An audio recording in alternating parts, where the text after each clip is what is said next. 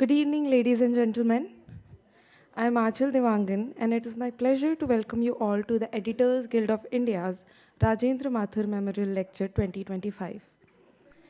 As we begin, I request everyone to kindly settle down and ensure that your phones are on silent. This annual lecture honors Rajendra Mathur, the esteemed editor of Navbharat Times, and has been a platform for critical discussions on journalism and its future.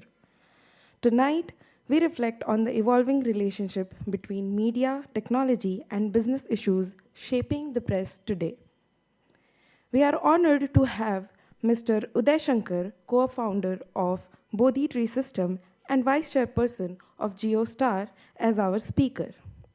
A journalist turned media leader, he brings invaluable insights into these challenges. To share more about our distinguished speaker and today's program, I am pleased to invite the President of Editors Guild of India and editor of the Caravan magazine, Mr. Anant Nath. Mr. Nath, the stage is yours.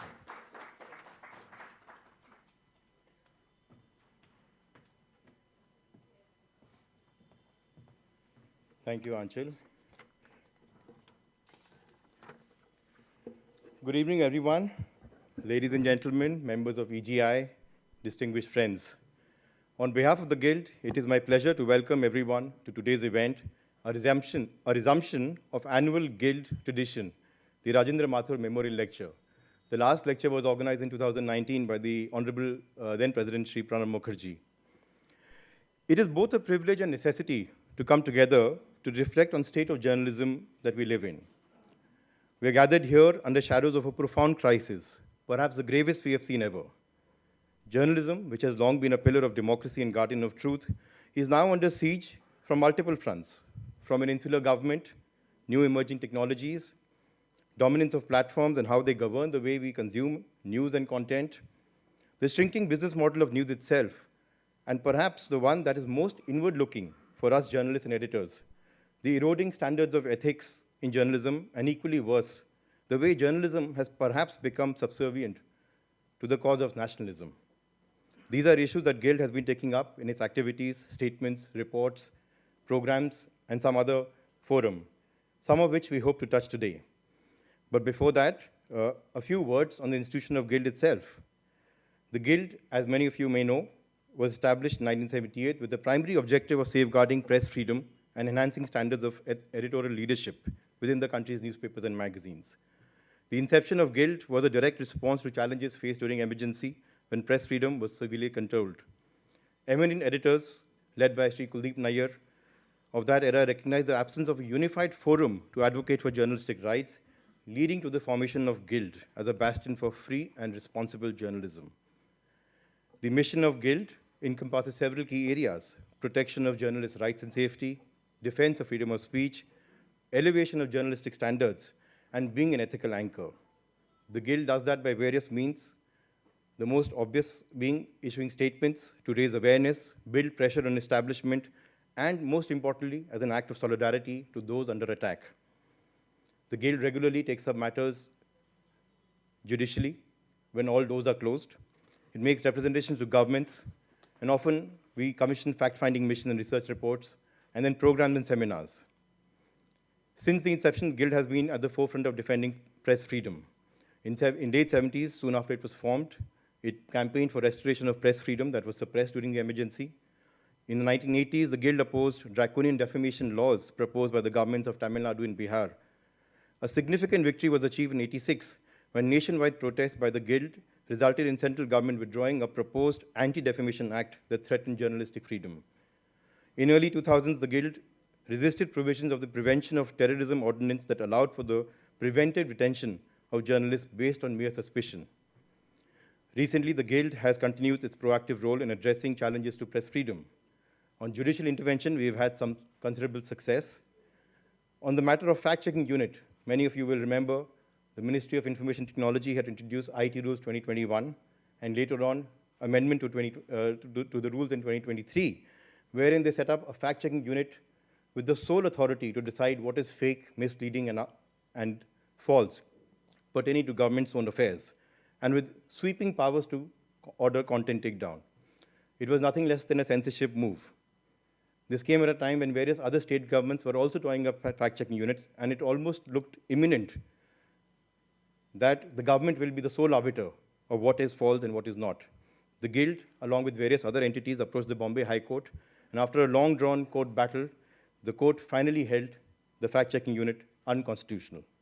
It has set a strong precedent because we know the government is again trying to reignite the debate on controlling, most specifically, the online news, online space.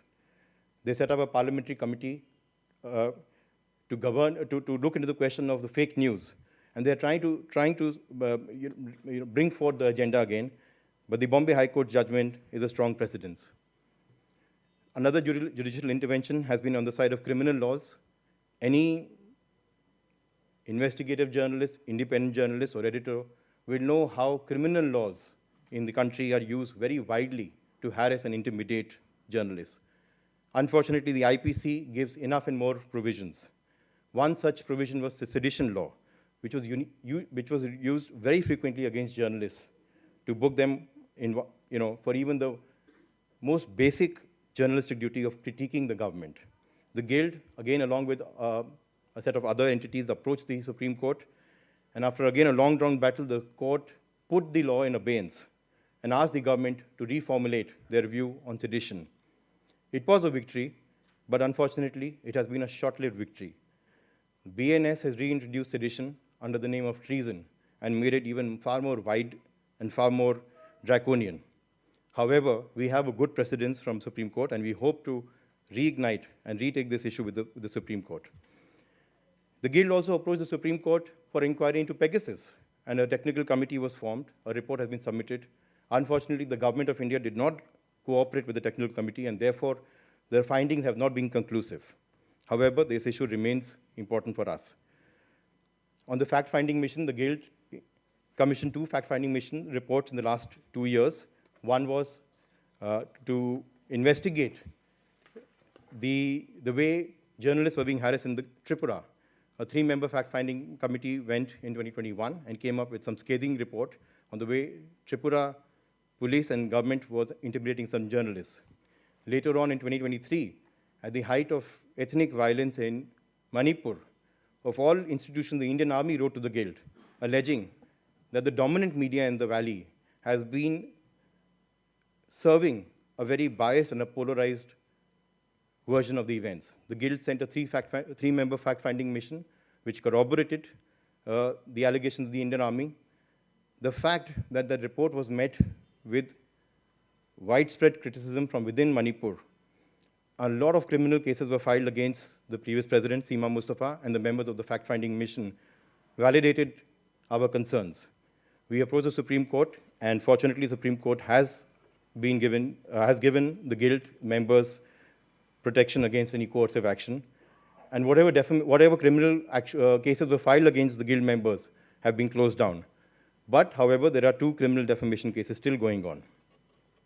Beyond this, the Guild has been making representations, most recently on the broadcast bill, which threatened to again create a very wide-ranging censorship mechanism, because the powers of the government, the MIB, as per the broadcast bill, would have been extremely vague and subject to wide interpretation. And not just for content on broadcast media, but it would have also brought in content that independent journalists, content creators make on YouTube, Twitter, and so on and so forth. The Guild was again part of many organizations which was opposing the broadcast bill, and fortunately, the broadcast bill so far has been put under abeyance. Through these endeavors, the Guild remains steadfast in its commitment to fostering a free, fair, and responsible press, recognizing that such a press is indispensable to health and vibrancy of India's democracy. Now, coming back to topic at hand and challenges under which journalism is operating. As I mentioned, there are challenges from across the spectrum. We all know that. New technologies, particularly AI, are rewriting the rules of how information is created and disseminated. Algorithms now decide what people read, often at the cost of rigorous journalism. The business of journalism itself is shrinking. Once reliable revenue streams of advertising and subscriptions are being eroded by the growing dominance of digital platforms. Large technology companies, which neither create nor verify content, have become the biggest beneficiaries of news consumption. They aggregate, distribute, and monetize content without being without bearing the cost of reporting or accountability. The result, media houses struggle to survive, investigative journalism is shrinking, and an ecosystem built on public trust is being replaced by one designed for algorithmic engagement. At the same time, the landscape in India presents additional and unique challenges because of government regulation. Each passing year, we have seen an increasing effort to control news through laws, surveillance mechanisms, and content takedowns. Free space is definitely under crossroads. And more so because journalism has to resist the temptation of being an arm, a collaborator of control narrative of the government, which sadly, quite a bit of media perhaps has become. In this backdrop, what does the future hold? And more importantly, how do we reclaim this ground? To help us answer these pressing questions, we have with us today a man who has seen journalism and media business from all sides. Mr. Uday Shankar's journey is nothing short of remarkable. He began as a journalist, reporting on stories from ground, before stepping into television, where he revolutionized news broadcasting. Shankar began his career in journalism as a reporter in Patna with Times of India, covering news at ground level. His keen editorial instincts and understanding of storytelling soon led him to television, where he played a pivotal role in shaping the news broadcasting industry. He first made his mark as the head of Aaj Tak, with Mr. Puri here, and where he transformed the channel into India's most watched Hindi news platform. Later, he joined Star India as CEO of News Business, where he led Star News during its early years as pioneering 24/7 news channel. And it was his transition to leading the entire Star India network that truly cemented him as a visionary leader for the industry. Under his leadership, Star India expanded beyond traditional television, launching Hotstar, one of India's first and most successful streaming platforms. He was instrumental in transforming Star's portfolio during driving investments in sports broadcasting, including setting up of the Kabaddi League, and later securing rights for the IPL, which became a defining moment for the Indian sports and media industry. Later on, as president of Walt Disney Asia Pacific and chairman of Star and Disney India, he spearheaded some of the biggest deals in Indian media history, cementing the company's dominance across genres. In 2021, Shankar co-founded Bodhi Tree Systems with James Murdoch, a media and investment venture that aims to shape the future of digital media and entertainment. In 2024, he was appointed the vice chairperson of JioStar, the entity born out of the merger of Walt Disney Star India and Reliance's Viacom 18, where he is at the helm of what is poised to be India's largest and most powerful media conglomerate, spanning television, digital, sports, and entertainment. Shankar's career is a testament to his ability to adapt, innovate, and lead the media industry through transformative changes.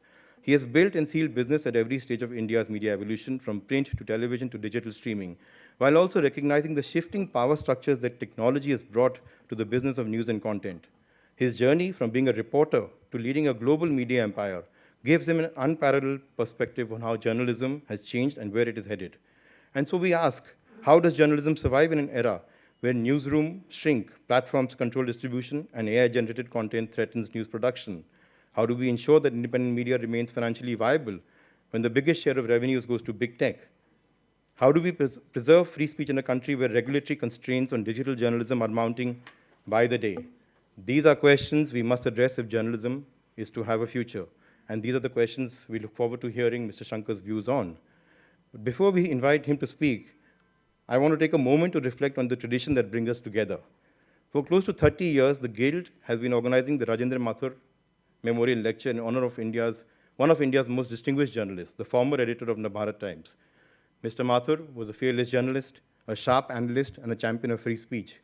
His commitment to truth and ability to dissect complex issues with clarity and depth made him one of the most respected voices in Indian journalism. Over the years, this lecture has featured some of the most distinguished thinkers and leaders of our time. Today, we continue this tradition with Mr. Uday Shankar, a journalist turned a global media leader, whose journey reflects the full arc of media industry's transformation over the past 3 decades. We seek to hear from the rich experiences from being a reporter in Patna to an environmental journalist for a magazine, to a newsman in TV, and all the way where he is, his insights into the future of journalism, media economics, digital innovation, as we confront the urgent challenges before us. Ladies and gentlemen, it is my great honor to invite a distinguished speaker, Mr. Uday Shankar, to the stage.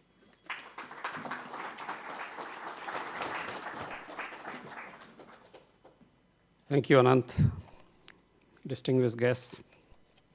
It's indeed a matter of honor that I've been invited to speak before the Guild. when I was just starting out in journalism as a trainee, I used to hear of the names, the eminent names that helmed the guild back then. And once in a while, when we ran into them in the corridors of newspapers and magazines, we whispered their names to our colleagues. So it's indeed a privilege to be here to speak to this group.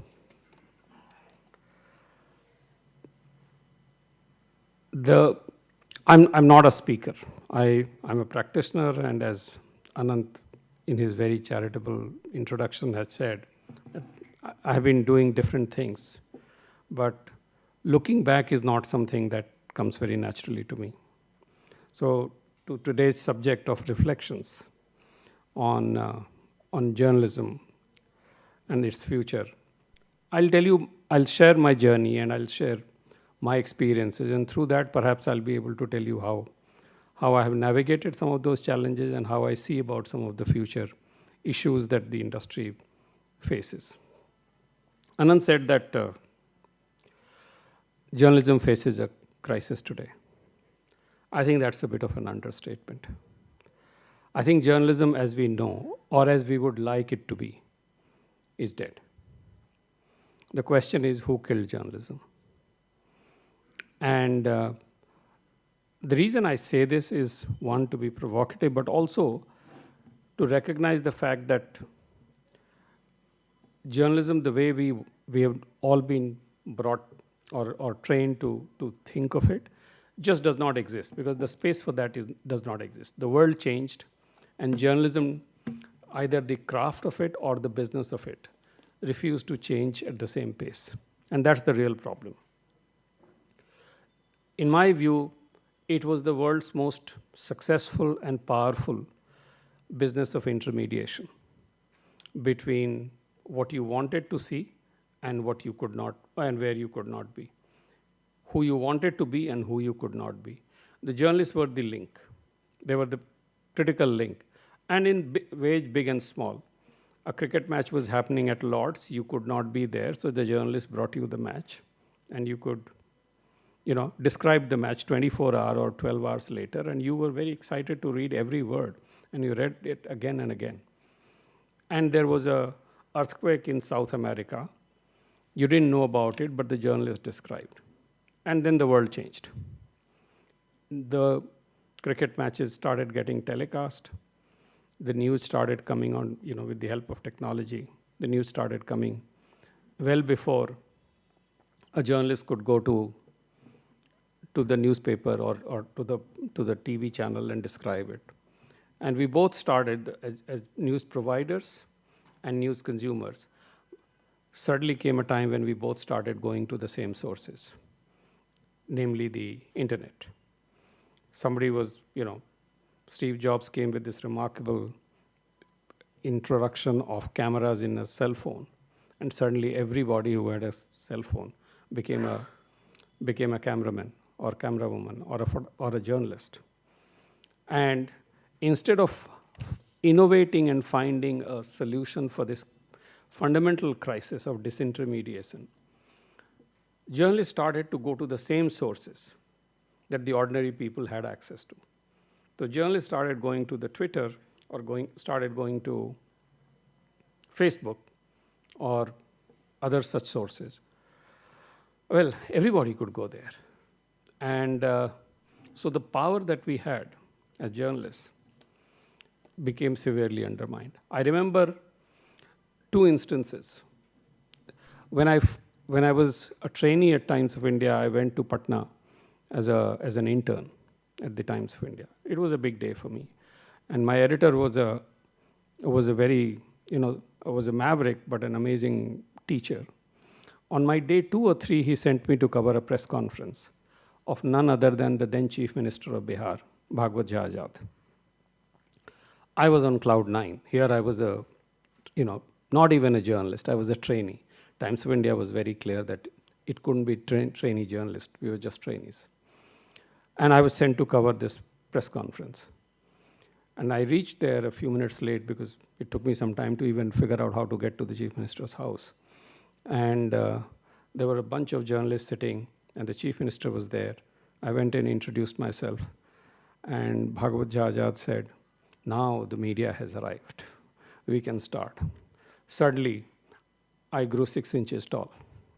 And then, just to mark my presence, I started asking a few questions. They must have been dumb back then, but he was very engaged. And at the end of it, I came back to the office. When the press conference got over, he asked me to stay back. He asked me a few questions, et cetera, et cetera.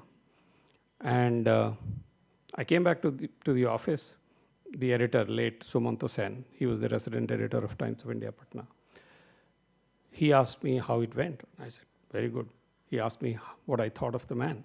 I said, very smart, focused, intelligent. He said, so did he compliment you on your questions? I said, yes, he did. He said, so at the end of the press conference, did he ask you to stay back? I said, yes, he did. He said, did he offer you coffee or tea? Did he offer to get you dropped? I said, yes, he did. How do you know all this? He said, because if I had sent my dog instead of you with the Times of India card, he would have behaved exactly the same way.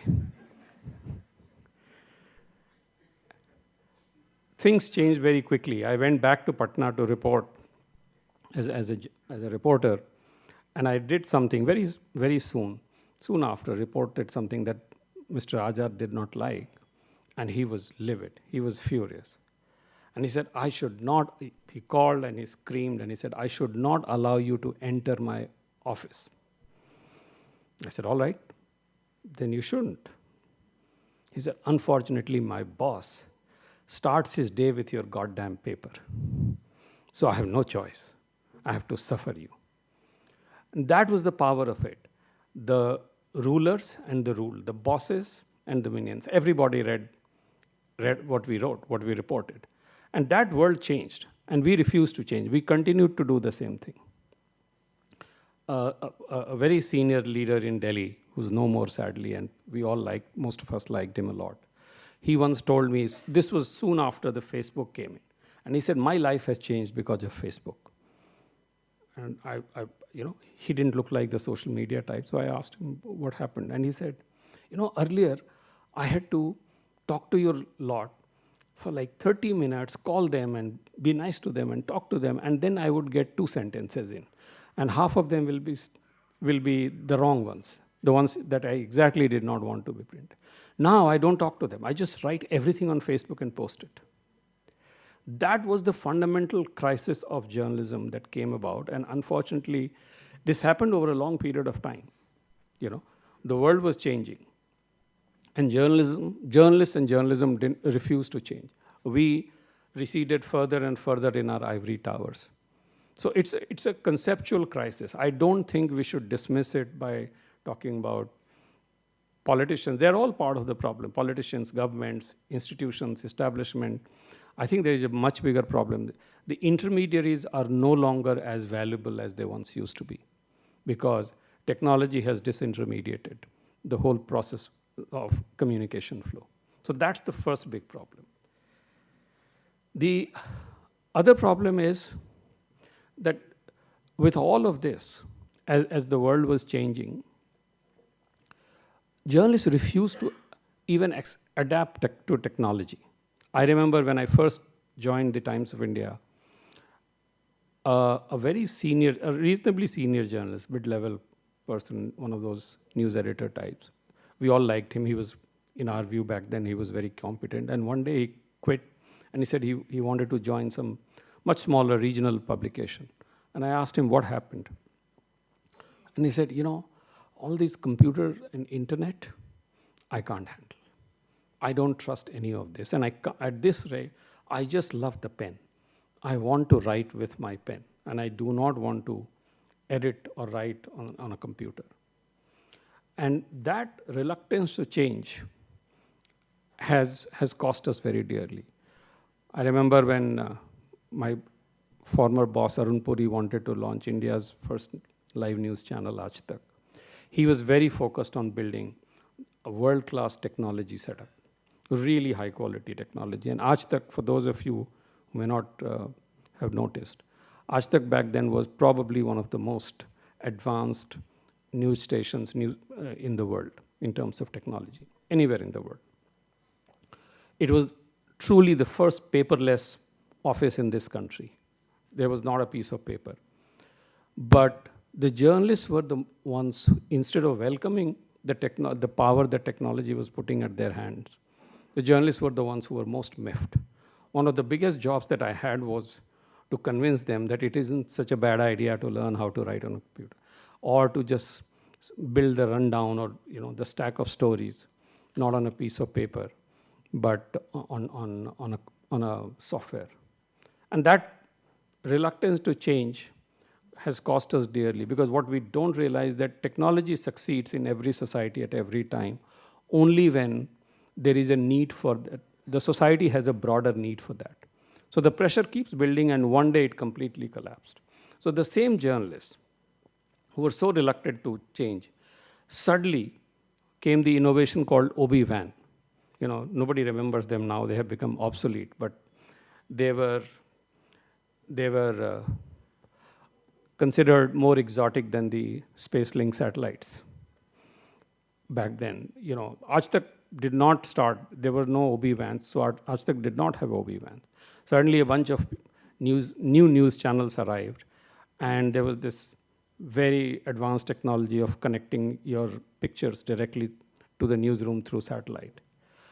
Because the entire news environment had no idea, had not engaged deeply to deal with the technology, how to leverage it in order to make your proposition more compelling, more powerful, and serve the consumer or reader or viewer better, they just collapsed. And I think, in my view, I don't know what the other friends from TV think. I think OB-WANs or satellite trucks have been have had one of the most devastating effects on the business, on the idea of news journalism and news delivery, because suddenly the entire editorial judgment became irrelevant.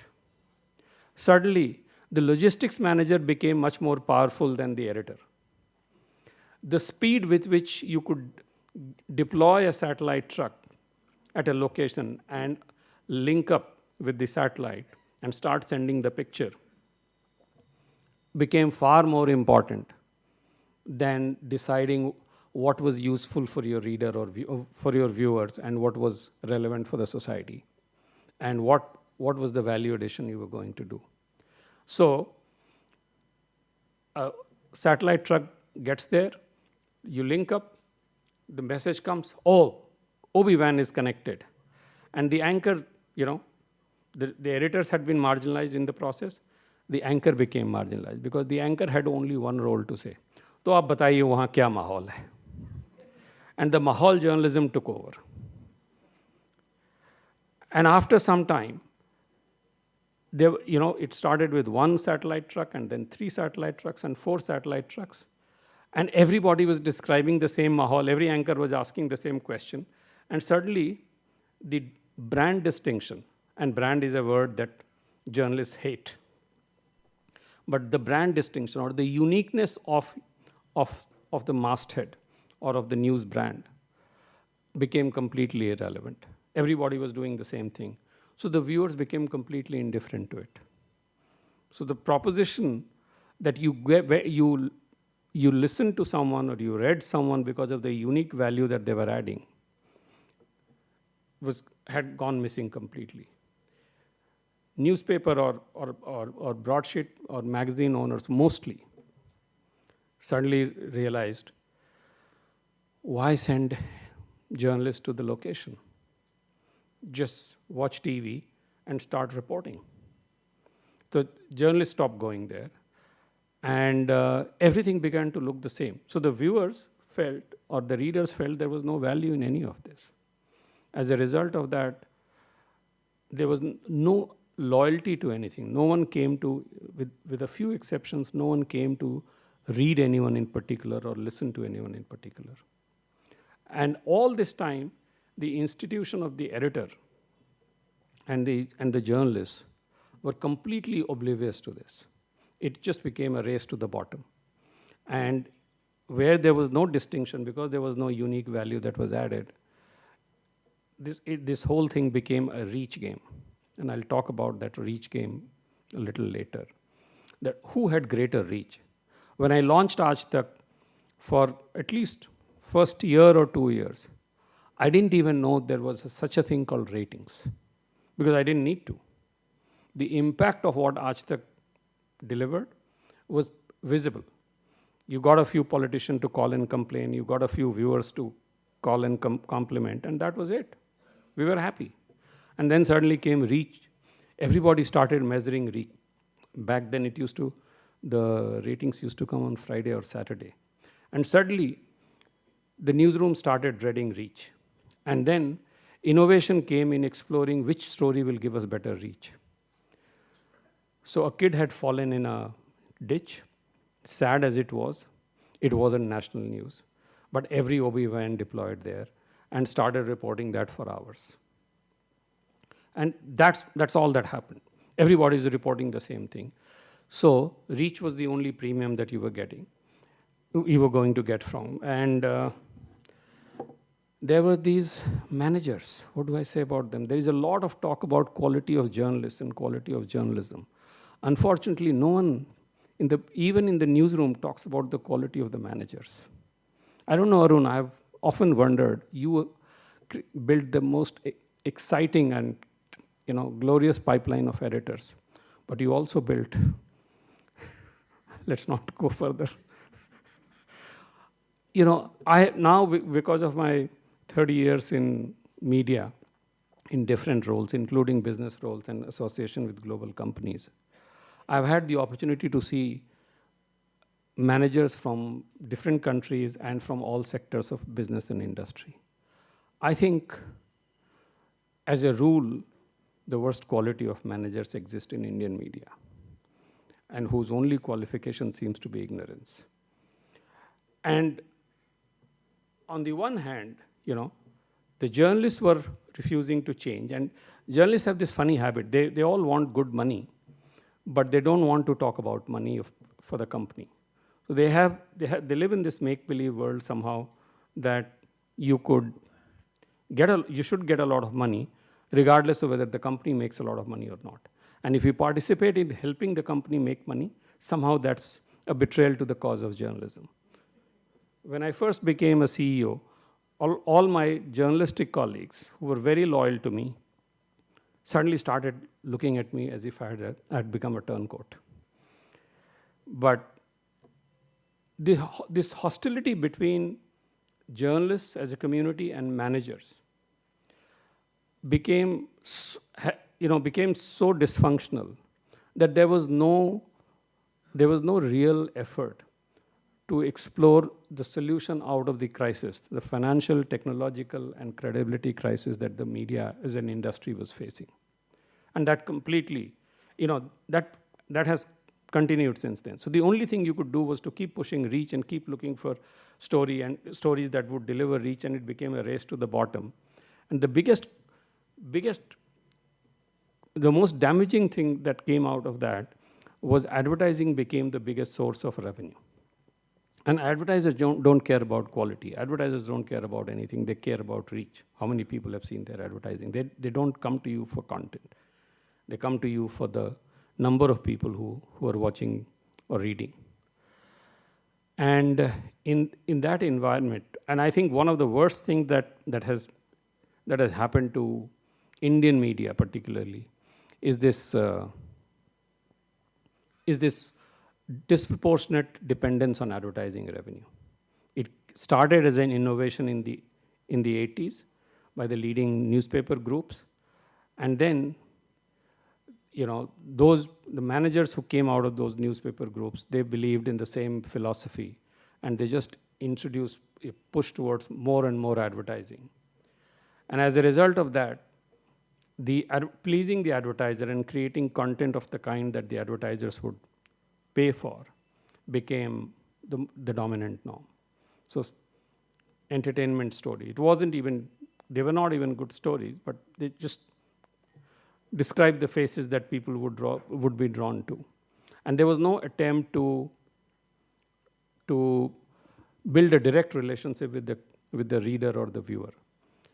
The subscription prices were for newspapers were grossly reduced. In some cases, from what I understand, even the cost of the newsprint wasn't recovered from the individual reader because primary vehicle was advertising. In TV, the same thing happened. I think one of the landmark moments in news was when Aaj Tak seriously considered, I think in 2002 or 3, seriously considered going pay. And I believe that if Aaj Tak had gone pay at that time, it would have changed the course of television journalism in this country. Because Aaj Tak had the clout and the unique position to build a direct relationship with the viewers and get paid for it. That did not happen, and as a result of that, because Aaj Tak was the leader, everybody else followed. Until today, news industry, which globally, in the US and in every other part of the world, television news industry, which survives on the basis of subscription income, in India has to depend entirely on advertising. And when it depends on advertising, it just cannot compete with entertainment, drama, sports. So it gets the long tail of advertising at really discounted values. And that has put economic pressure on that. And I think journalists have been responsible for that because they have never found it respectable or honorable to sit and engage and explore and ideate on the business models. The whole world, whichever industry is doing well, even in media, has innovated on monetization models, except for the business of journalism. And that's a huge crisis. If we don't solve that, I think there is a big problem. I think there are opportunities to do that. The other problem is the talent crisis that we are facing. Journalism was a huge beneficiary of a small economy, underdeveloped country that India was. Because if you did not study engineering, medicine, did not qualify for the civil services, there were really no job options for you. So no matter how good a student you were, either by design or by accident, you ended up studying political science, history, philosophy, literature. There were no career options for you in the 80s and 70s. So journalism got really good minds, intelligent people. You could either become a teacher somewhere or you become a journalist. So a lot of people came in. And then as the economy grew and expanded, those people began to have many other opportunities. So the quality of supply in journalism came down. And that has played a big role. So you're in a situation where the quality of leadership in management and quality of leadership in content, both is under pressure. And that did play a very big role. And I think continuously over the years, because good talent draws good talent, bad talent draws bad talent. That's been my experience. So continuously over the years, worse talent has been coming in because better talent has found better opportunities. And finally, the crisis of capital. Indian news industry is one of the least capitalized industry. The business of news is not a cheap and chirpy business. It requires, you have to compete with technology, you have to attract best talent. As I was just saying, good talent can go and work anywhere else. We need to pay well. Suddenly when television revolution started, and again led by Arun Puri, his journalists were well paid. So it attracted a lot of good people. You could lead a decent life. You could never be rich as a journalist, but you could live a good life. That came under pressure because the margins and the economics of journalism was coming under pressure. And this whole restriction on foreign direct investment in media, I've always found it ironical that the same editors who pontificated about ways to open up foreign direct investment for India were very, very firm on the fact that foreign direct investment could not be allowed in the media sector. And you can see the difference today. Sectors that, non-news media sectors, whether it is sports or entertainment, movies, etc., where foreign capital has come in a world where more and more businesses and more providers of capital were looking at India with interest, the sectors of journalism were completely blocked out. They still remain blocked out. So money wasn't available either to get better talent or to invest just to grow or to invest in technology, etc. So increasingly, the only conversation was let's cut costs. Let's cut costs. And beyond a point, that cutting of costs has destroyed the vitals of life in journalism. And unless we have to look back at these things. If I remember correctly, it was a 1948 resolution of the cabinet that blocked foreign direct investment in news, and that still exists. The global news business hasn't suffered. Global capital hasn't suffered because of that. Indian news business, Indian consumers, Indian societies have suffered. And now it's at a stage where the only source of capital is Indian corporate capital of various kinds. And there is such a direct conflict of interest there that it's tough to maintain those Chinese walls. So I think these, to my mind, have been, it's a collection of factors, and we've all contributed to that. And the fact that journalists haven't taken responsibility for building an economically viable business and have somehow felt that it's been the business of, it's the responsibility of owners and managers to worry about business while they will be running the country, has put us in a sad situation where they are neither running the country nor are they running the company. And that's the real crisis. I really don't think there are any easy answers because the world has changed. The content that we can create and that we have now got used to creating is already available all around us. So there's no reason for anyone to come to a publication, to a news channel or a newspaper, to seek out that content and pay premium value for that. We need to find solutions for that. We need to, and then there are some other factors. I always feel that in a country where 65% of the population is under 35 years of age, 65% of the newsrooms are almost 65 years of age. How do you, at least in the leadership positions, if you're not young and if you're not innovating with technology, it's tough to keep in step. Sometimes, no offense to this group, but sometimes the demographic in the news business reminds me of the demographic in the films business in Hindi. The same sort of people are just going around. They refuse to make way for the others. And you see what's happening to both the industries. Harsh words, but I think that is the reality.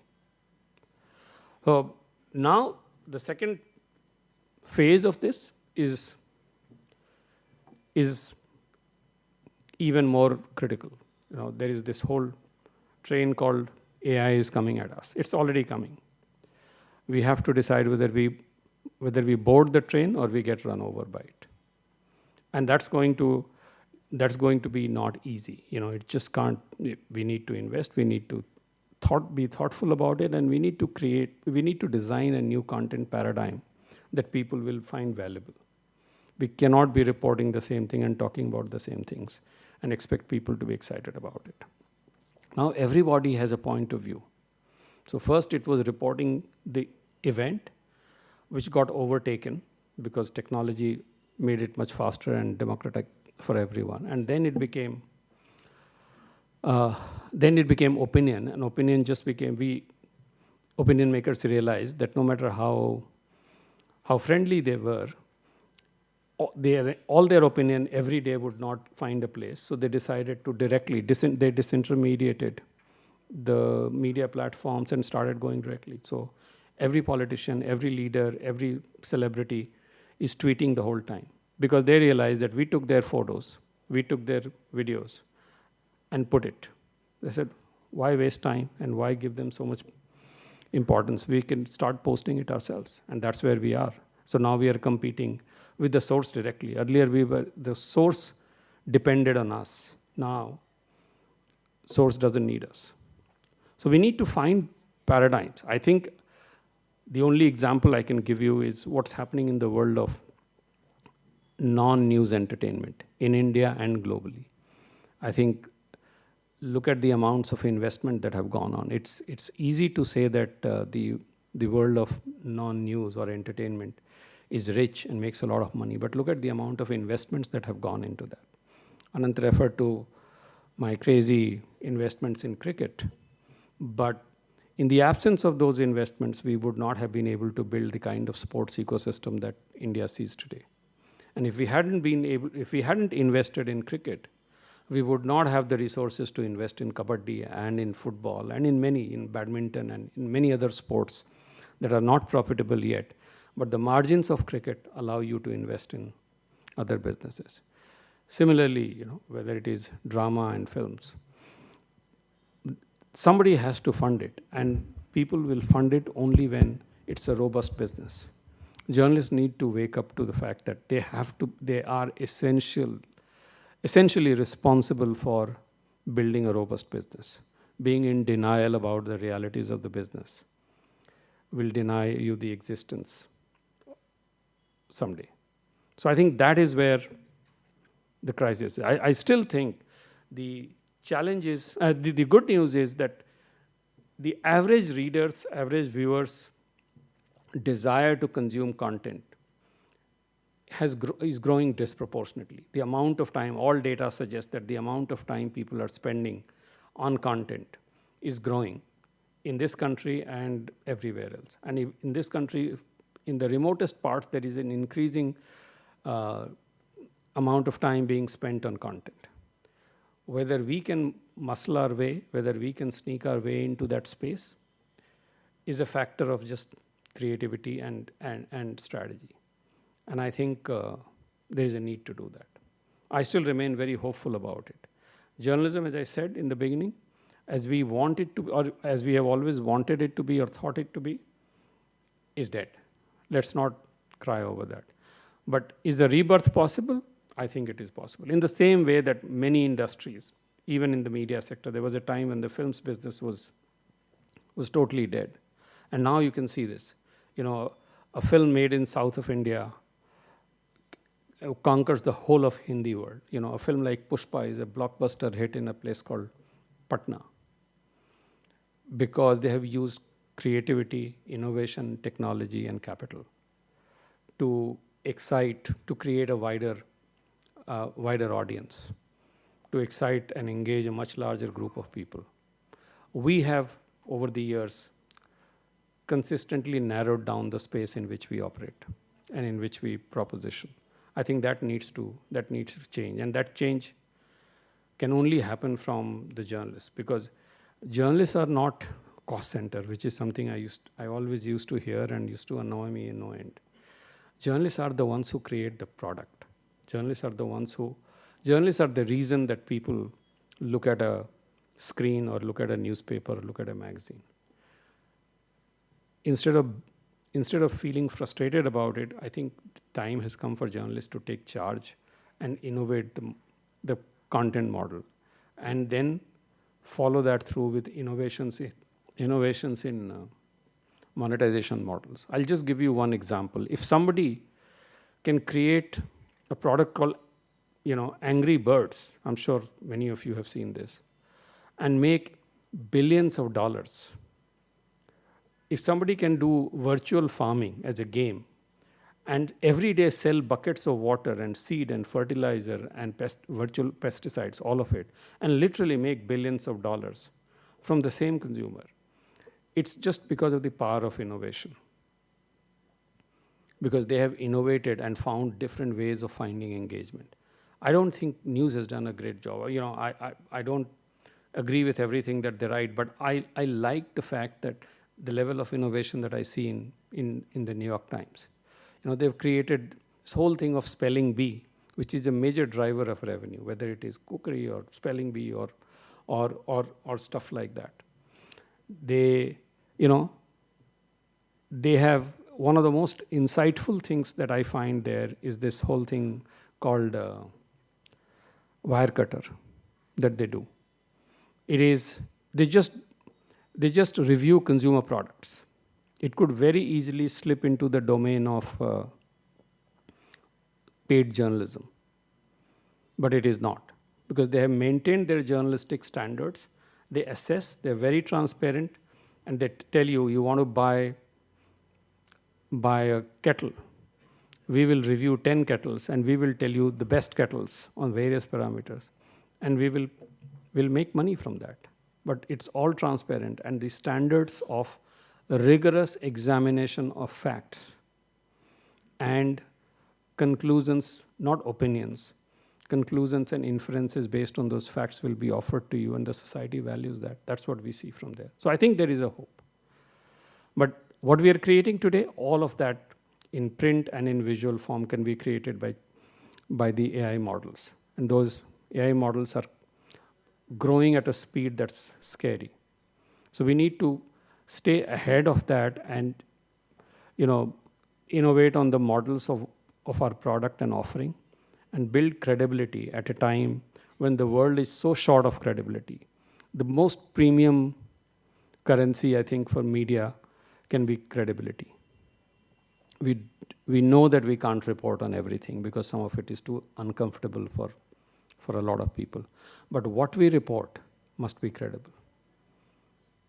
Lack of credibility in that is what is killing the value in this business. Thank you. Thank you, Uday. We'll just have a small Q&A session with the audience. Thank you. Thank you, Uday. I thought I'll start with some questions, but because there are enough hands out there, so maybe we'll start with the audience first, and then I'll step in whenever the opportunity is there. While asking the question, just quickly, if you could just let us know who you are. Ayush, if you could. Hi, I'm Ayush Soni. I'm a communications consultant based in Delhi. Really enjoyed your lecture, and I agree with a lot of the points you've made.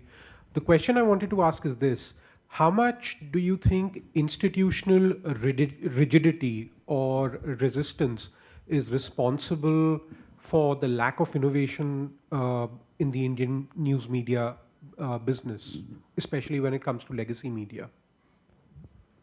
So I don't know exactly what you mean by institutional rigidity, but people who are part of the institution. Yeah, basically what I meant was because legacy institutions have a certain perception of themselves, and they think that if we innovate a certain way, that perception will get smashed or it will get diluted. Do you think at some level that is responsible for the lack of innovation that we see? I think that must be one of the reasons. I really don't know exactly why the innovation is not happening, but yes, rigidity for sure is one of those reasons. If you could ask the next question, Rishabh, can you pass the mic there? Identify yourself. Hi, I'm Sharve. I'm a journalist at Medianama.com. Thank you for your talk. I just had a question. So you talked a bit about journalists on news organizations being disintermediated, as you said. I was wondering if you'd care to comment on the newer intermediaries that have popped up, because I noticed you didn't mention that. So something like Google, for example. So that could be about, say, the revenue sharing agreements from advertising on digital news platforms, or the court case that is going on right now about AI scraping and things like that. So I wanted to know basically what your thoughts are on these newer intermediaries. Look, I just call them the newer intermediaries. They are smarter, they have the power of technology, and they have the scale of the platform and traffic. So they're taking advantage of that. Whether that's fair or not, we all know that may not be fair. But I have learned one thing, that you can either keep resisting change, or you can find your own innovative ways to benefit from that change. I think news organizations the world over were very happily participating and putting their content on these platforms. And now those platforms have become so powerful that the news organizations are struggling. that was the only way this story was going to play out. Okay, Uday, one question. When we look at the Indian context, and if we look at the number of big newspapers, I'm talking about the print newspapers right now, in any state, you have the number one paper and a number two paper, and then the gap between that and the next one, it falls dramatically. There was a time when it was far more democratized, there were far more players. Similar experience we've seen in US, where whilst New York Times has sort of transformed itself digitally, and we've seen, they've reached some 10 million subscribers and maybe even more. But at the same time, there has been a demise of a local news is the biggest sort of cry out there. Now, the dynamics in both the countries are, I think, quite different. Here, I think the big newspapers who've been able to sort of, create a far bigger infrastructure at the back of a lot of advertising, a lot of state-sponsored advertising, and often at the expense of maybe the other players and pushing them out, which is not the case in the US. But the effect is that, for so-called independent journalism to thrive, the larger the organization that becomes, especially in the Indian context, we know from clear evidence, the more difficult it is for you to be independent. And therefore, the onus only falls on the small independent publications or independent news creator. Now, there also, I think Ravish was here, but I think I can't see him. Ravish is a success story who's been able to sort of create an independent channel. But how many other such other such independent players are there? Is independent journalism within the shifting technologies, the way the rights are being sort of managed between big tech and original content creators? Is there any simple solution that one can give to a small independent publication house, independent news creator, to find a viable way where they are not dependent on government, because the government will not give you money if you're critical to them, where they probably cannot even reach out to advertisers because they don't have the wherewithal, and where the consumer actually may or may not subscribe to them. I mean, that subscription model we talk about, subscription model, but how easy and how viable it is for enough players to find a niche for them? So it's not easy, first of all. And it's a strangely contradictory situation where the way that technology works and the way the scale of the platforms work, it's tough to ignore them. But it's also the same technology that's made very easy, or that's made it possible for a outlier to go viral. You talked about Ravish. There won't be many Ravishes by definition. But a Ravish could not have been successful in the absence of the platforms that exist today. The question is, how important does the society consider what you're offering? And somewhere there is that unique, that secret sauce that the likes, a few people are able to bring in, and that goes there. But the trick, in my view, is to leverage that and build your own mechanism of sustenance rather than being dependent on the platforms. Because eventually, the platform goal and your individual goals might come into conflict. And it's not easy, as you said, building subscription, but building subscription is not just the monetization model. Of course, the value is in the money that you get. But it's a very direct, very disintermediated and distributed relationship with your end consumer. And the value of that, to my mind, I have always been a very big believer in the power of establishing direct relationship with the person who has to decide the value of your product. So I think it will always be a struggle for independent niche publications or media houses to succeed. But given the availability of technology and how rapidly the prices of access to technology are falling, it's today is a better time than ever. Question is, can you create a proposition and quickly establish a direct relationship with your consumer? Okay, start from Mahesh here. Can I ask one? Please go ahead. Uday, I enjoyed your talk. You specially mentioned about New York Times. as having done some kind of innovation there. If it comes to India, will you single out any specific one newspaper or two newspapers which have done some degree of innovation to make their brand distinct from the rest of the others? Newspapers, first of all, I don't want to get into trouble. And two, the truth is, no name really jumps to mind. Mahesh. My name is Mahesh Jone, and right now I'm working as an independent journalist. Uday, you spoke about many crises that Indian journalism or journalism as a profession is faced with. So but I wonder, there is, you see, you spoke about technology and all that. And what about the credibility crisis that right now Indian journalism is facing? What your thought on it? Because Indian media space has been taken over by Bodhi media, as you may be much aware of that. Thank you very much. Look, there will always be difference of views. And I think, I don't, everybody has contributed and worked towards the undermining of the credibility of media. It would be unfair to blame one set or the other. And if you want to talk about freedom of expression, if you want to talk about democracy, all points of view must have equal chance of or equal opportunity to express themselves. The problem is not that there is a certain kind of media which is very close to the power centers.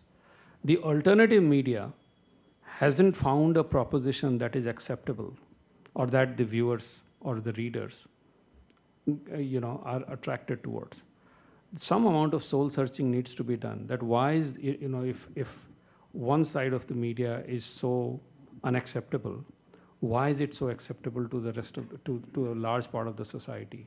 And why is the alternative not able to stand on its feet? Hello? What would you say? Why is it not? I have no idea. There is the lack of innovation, the lack of credibility is cutting equally on both sides, I would say, sir. Uday ji, because Rajendra Mathur also started with modern technology, with modern machines and all, in Nai Dunya also. That's why I'm asking, rural area par, how you think rural market India का आज की situation में जहाँ पर literacy बढ़ रही है, television भी बढ़ रहा है, उसको लेकर के न्यूज़ मीडिया और even including other media also, जिसको आप कह सकते हैं, दूरदर्शन ने भी अपना कृषि चैनल वगैरह निकाला लेकिन वो फ्लॉप हो गया. So how you feel the real market वहाँ भी है कि नहीं है, और उसके लिए कुछ हुआ है आपको ऐसा लगता है? दूसरा, जो टीनेजर्स हैं, young generation also coming with the media, but teenagers के लिए क्या, because now you are in a new ventures also, how you are thinking that for teenagers we don't have like in Korean और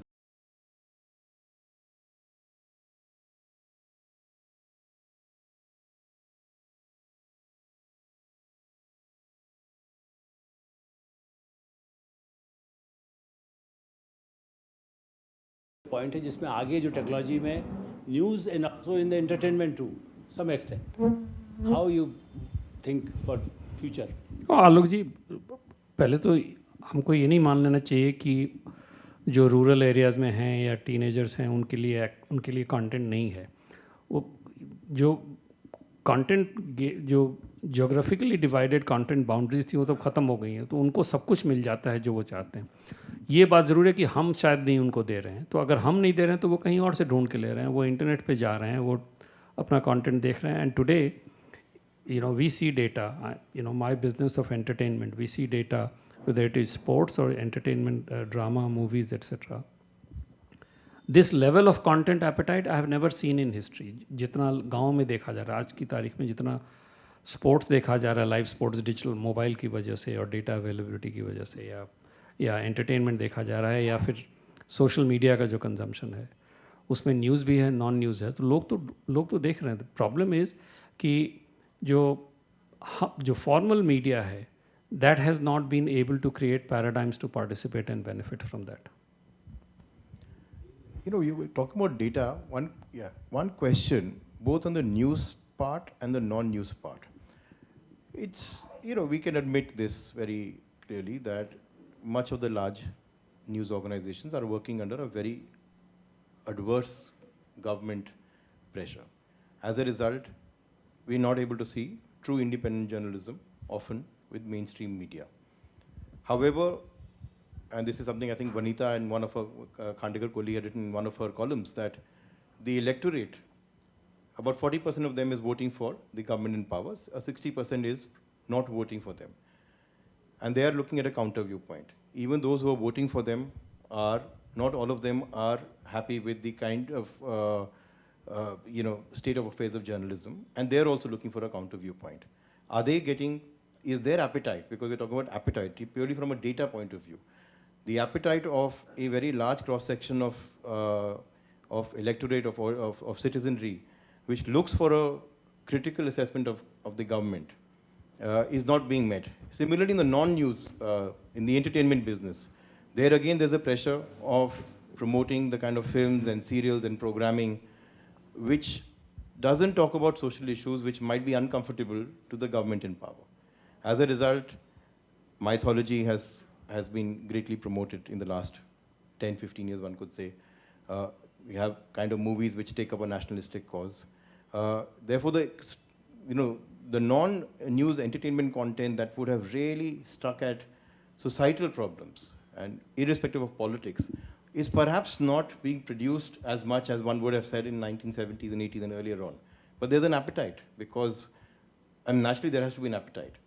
So when the data says, and I would presume, and I actually want to know whether the data actually shows that appetite of a very large section of audience is probably not being fulfilled. And does it leave a big gap? Now, whether a big organization like yours can fulfill it or not, that's a different question. But is there an appetite which is not being fulfilled? So first of all, Anant, I don't know whether there is that appetite. And, it's a presumption, and I'm sure there would be. There are some people, and under no circumstances can you fully satisfy the requirements of all segments of population or even one segment of population. There's some amount of dissatisfaction. Let me just go to the first part of it. Whenever we talk about journalism, and this is another controversial point I'd like to make. Whenever we talk about journalism, we immediately go to political journalism. And let's not talk about political journalism let's assume that everything that is being said about pressures and all of those things about political. Let's talk about non-political journalism in which the state and powerful people have no interest. If political authority was the reason for destroying all of it, all of credibility and quality in journalism, then non-political journalism should have been of very high quality in this country. Now, my question is, I always struggle that, I do not get to read even a very, say one or two exceptions. I don't get to read a very high quality piece even on cricket. And I presume that no political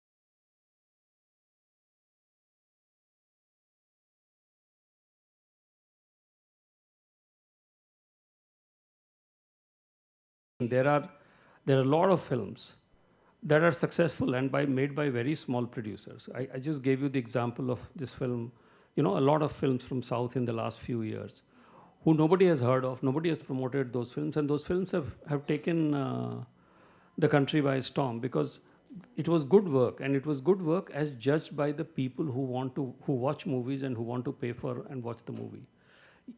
We cannot just decide that, okay, just because this person is disagreeing, this person is also doing the right work or is capable. Dissent is very valuable for every society, but dissent by itself can't be the only reason for your existence. Question here. Thank you. Actually, part of what I wanted to ask has already been said by the previous Caravan person.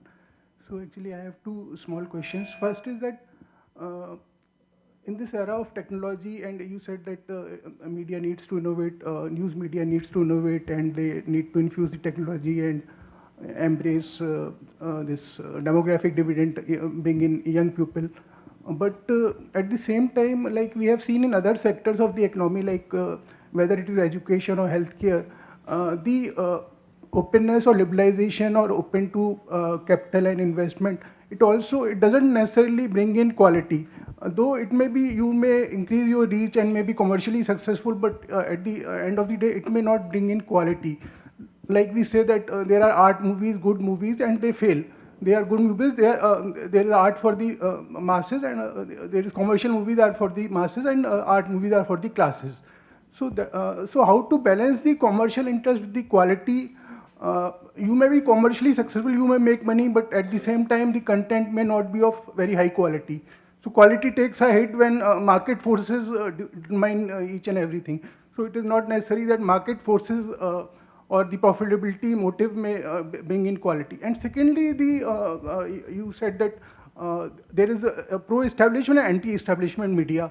It is banded always, HT and TOI, they were always supposed to be pro-establishment, whether it is any government, they are with the government or any party. So now, today also, we are living in a very polarized time. Mainstream media is divided. Either it is branded Godi media, or as you said, Mr. Ravish, you gave the example, he is very successful. He has become independent of Trendy TV. So now he is, anti-establishment person. So people and the audience, as a viewer, as a listener, as a,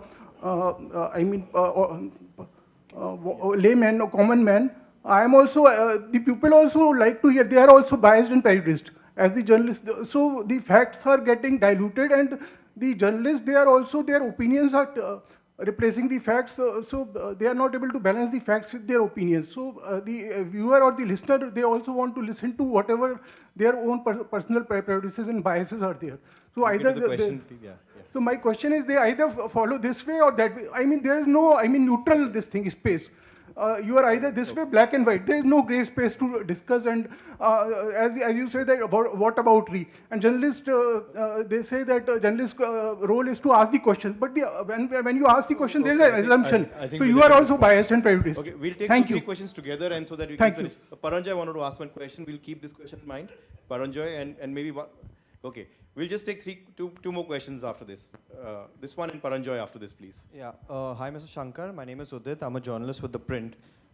We've spoken a lot about how technology has changed, the quality of content, journalism organizations. But I wanted to ask you a question about consumer tastes and preferences. That has also kind of evolved over time. Consumers were earlier primarily looking at movies, and then it became YouTube videos, and now it's become 10-second reels. And journalism, by nature, the innate ability is kind of explaining issues or helping people understand. So what I wanted to ask you was, and I know that innovation is required to kind of drive that content, but do you feel, could you maybe talk a bit more about how that aligns with shifting consumer tastes and preferences in this kind of attention-driven economy, and how that works with journalism? So look, two things. First of all, consumer tastes and preferences have never been static. They will, as the society evolves, as people evolve, they change. And the other thing is, we cannot not take into account the content provider's role in shaping those tastes. If you start giving entertainment news, Bollywood news, And if you keep upping the volume of Bollywood news, over a period of time, people will start consuming Bollywood news and it will shape the taste. And then you can't come back and complain that, oh, people are not interested in serious issues. So there is that part. The other thing is formats have always changed, So if people want short news, I mean, first of all, I don't buy that it's only 10-second reels that people watch. It's also the most glorious time for very long format podcasts. There has never been a time in history that people have spent so much time consuming podcasts. There is a lot of long form journalism, including the long form journalism that he does. It's still, is accessible to a smaller group, and by definition, it requires deeper engagement, greater intellectual commitment to do that. But people are consuming that, and people are consuming shorter formats. So I think there is an opportunity in that diversity rather than lament that everybody is consuming 10-second reels. Okay, last question, Paranjoy. Yeah. Uday, I just came across a meme a few minutes before I came to this event. It's by the Desh Bhakt, also known as Akash Banerjee. There are 6 pictures. He's a journalist, a comedian. There are 6 pictures. There are 3 pictures at the top, that of Kunal Kamra, Shyam Rangila, and Veer Das. And there are 3 pictures at the bottom, Amish Devgan, Arnab Goswami, and Sudhir Chaudhary. And the caption reads, and I'd like your comment on this, people now take comedians seriously and journalists as a joke. Look, there's nothing for me to comment here, but comedians have always been taken seriously and journalists have also been taken seriously. I think, that's how it's always been. And, I think there is place for both. Okay, I think. Journalists were never so divided even 50 years earlier. And certainly 50 years earlier, they had a pedestal. And while I don't have the mic, but while I'm shouting, we also ask your question. You quite correctly praised India Today and Mr. Puri, who's so happily with us, for what he did at the time that he gave you lots of head rain. The same organization, the same person is today giving head rain, lots of space to personalities such as the one he mentioned. Sir, that's not a question for me to answer. I'm in no position to answer that. All I can tell you is that Mr. Puri gave me a lot of space. I did some very good work and I got appreciation from him and I learned a lot from him. He is truly one of the people who has shaped my way of looking at the world and the business of media. And I'm enormously grateful to him and the platform that he provided to me. And I found him to be, just as an aside, always one of the most honorable people that I have dealt with. In all those years that I ran or I was at the helm of one of the most powerful media vehicles in the country, I never got a message from him to dilute something or change my position. After that, I'm just a consumer of the content. Okay. Can I? Is there anything that we will?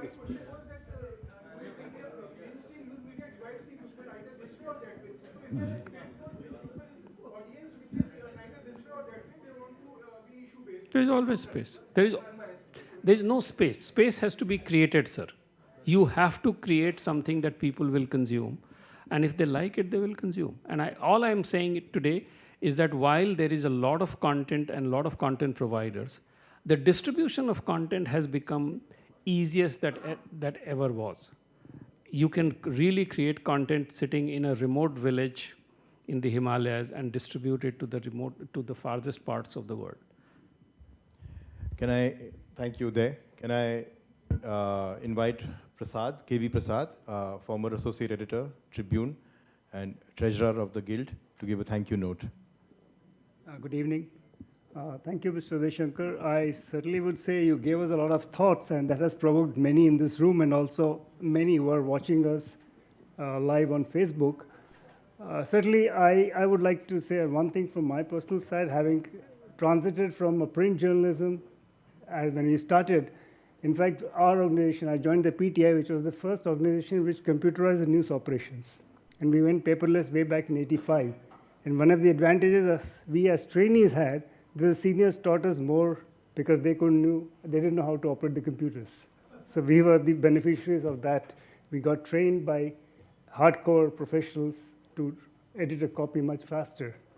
Of course, we've transited from the line of print to the dominance of electronic media, and now all of us survived in the new media system. So we have made this transition.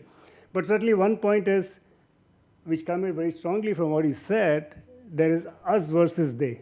Us as in journalists and they as in the business models.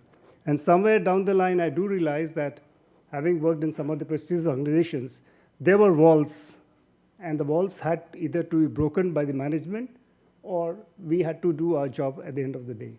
So I think some of the thoughts I carried from your lecture was that, but surely this is a very engaging evening.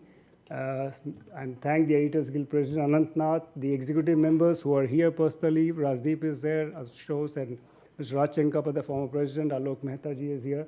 And many of us have joined online because for various reasons, they're watching from different parts of the country. And I'm sure there will be more thoughts and more questions as we go along. Thank you very much. Thank you for everybody. Thank you, everyone.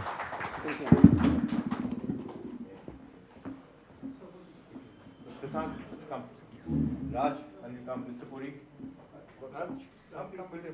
Come. Thank you.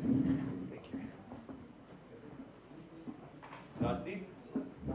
Can we invite Rajdeep? Rajdeep. Former president, come. I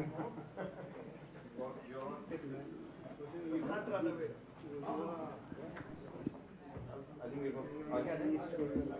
Hello.